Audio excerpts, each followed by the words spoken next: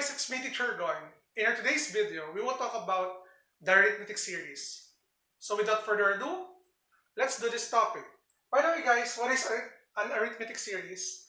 Arithmetic series, it is the sum of the terms in a given arithmetic sequence. So, sum ibig sabihin yan, that is the answer if you add the terms of the given sequence. Ngayon, for the calculation of arithmetic series, we have two different formulas na gagamitin natin.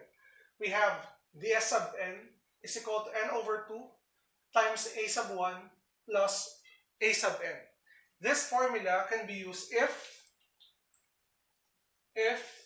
yung first and last term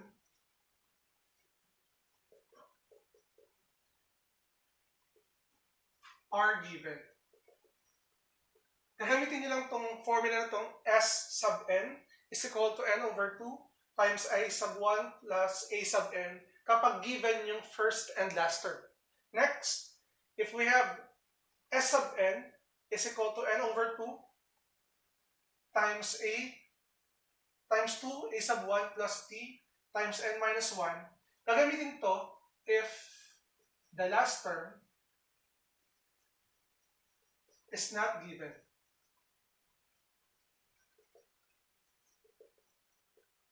So, explain ko lang yung mga different elements ng ating formulas. Yung a sub 1 natin, so definitely that is your first term. Yung a sub n natin, that is the nth term. Yung n natin, that is the number of terms. Yung d, common difference. At yung ating s sub n is the sum of the arithmetic sequence. So, in the next part of our video, I'll be giving you two examples wherein gagamitin natin different formula na sa una, ito, given yung first term and last term. Pangalawa ito, if hindi naman given yung last term. Now, let's have the first problem. Find the sum of the first 20 natural numbers. Alam naman natin ang natural numbers natin ay 1, 2, 3, 4, 5, 6, 7, 8, and so on. Pero dito, ang pinapanap sa atin dito ay yung sum ng first 20 natural numbers. Isipin niyo na yung first 20 natural numbers, that is the given sequence. Ngayon, anong gagamitin natin formula? So, alam niyo naman natin, di ba? First 20. So, we start with 1. Tapos, 20 natural numbers. Ibig sabihin, ang dulo nito ay 20. So, ngayon, given yung first term at yung last term natin. That's why, we will be using the formula S sub n is equal to n over 2 times a sub 1 plus a sub n. Again, bakit ito yung formula natin? Because the first and last term are given. Okay, let's continue. Yung ating s sub n is unknown. Yung ating n is equal to 20 because first 20 natural numbers. Yung a sub 1 natin is definitely equal to 1. A sub n, yung last term natin which is 20. So given this formula at yung mga values natin, let's plug it in.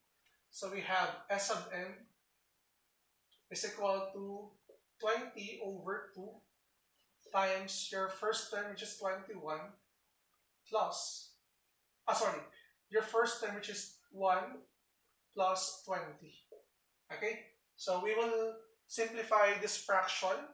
Yung ating S sub n is equal to 10 times 1 plus 20, that is 21.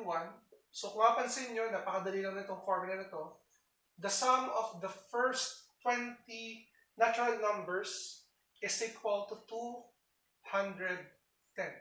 This is the answer for this problem. So guys, in the next part of our video, I'll be giving you an example wherein given yung first term, pero wala naman yung last term. So, stay tuned. Now, let's have the second example.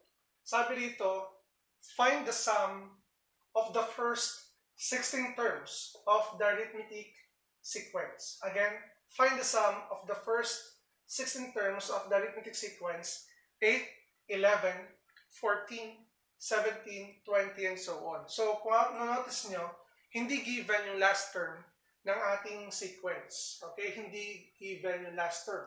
So, gagamitin natin formula ngayon ay yung formula natin S sub n is equal to n over 2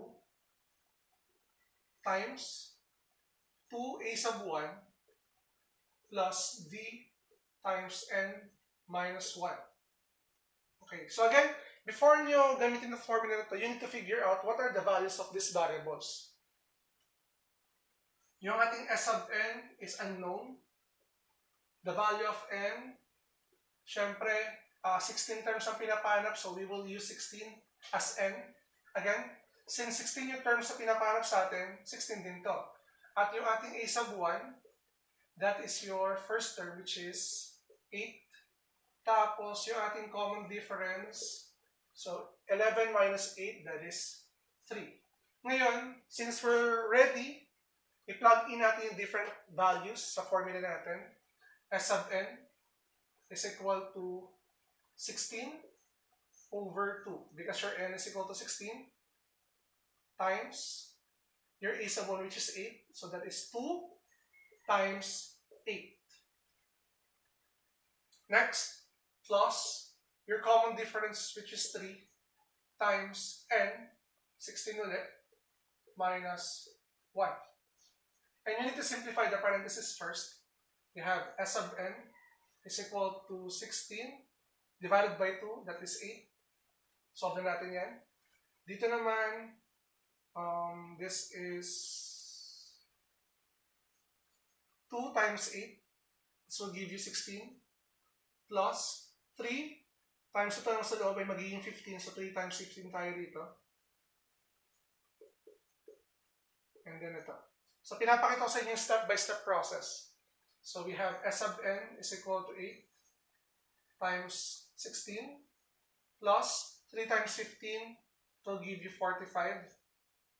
And then simplify natin itong sa loob. S sub n is equal to 8 times 16 plus 45, that will give us the answer of 61. Ngayon, to finally find the sum of the 16 terms of the given sequence, we need to multiply 8 and 61. Yung 8 times 61 natin, kasi ang 8 times 60 ay 480.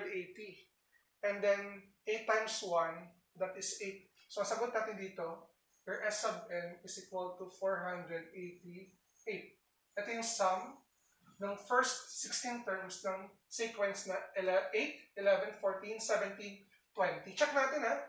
61 times 8. Again, 8 times 1, that is 8. 8 times 6, that is 48. So, ang sagot natin ay 488.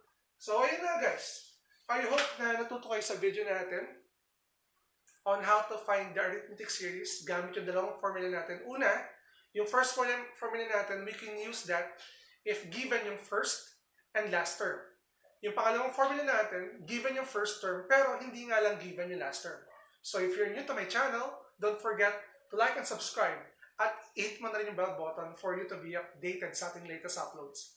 Again, it's me, Teacher Gon. Maraming salamat. Goodbye!